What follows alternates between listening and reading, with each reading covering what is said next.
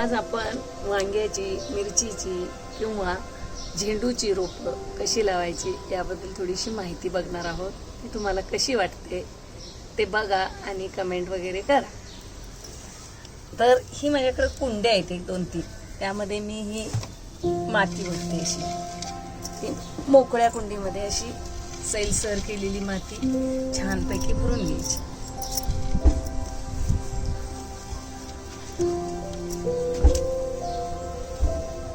आपण ही माती भरल्यानंतर ना याच्यामध्ये थोडंसं शेणखत घालायचं. यात माझ्याकडे हे घरून आणलेलं शेणखत आहे. मी हे शेणखत अशी घालते याच्यात. नंतर त्याच्यावर थोडीशी माती टाकायची, कारण ते शेणखत आहे ना ते आत लावल्यानंतर मुळांना पोचलं पाहिजे.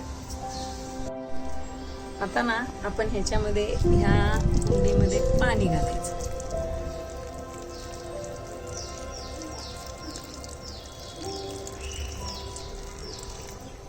हे पाणी घातल्यानंतर ते पाणी आतमध्ये मुरेल आणि नंतर ना हे आपल्याकडे जे झेंडूचं, मिरचीचं रोप आहे ते रोप असं घ्यायचं. ही मी रोपं नर्सरीमधनं आणलेत.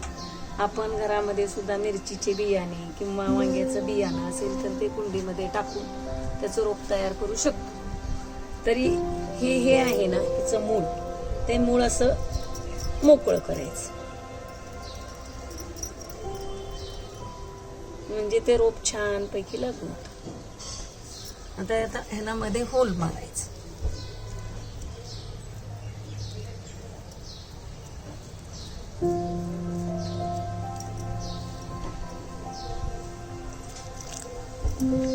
आणि यामध्ये ना हे रोप असं आतपर्यंत लावायचं. बाजूनी ना माती सारायची.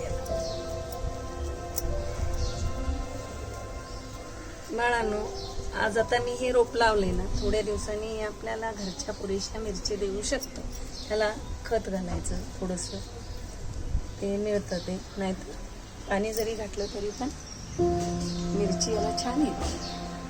बाळांनो, अशा पद्धतीनं आपण मिरचीची, वांग्याची, झेंडूची रोपं लावू शकतो. आपल्याला घरच्या घरी फुलं, फळं मिळू शकतात. धन्यवाद.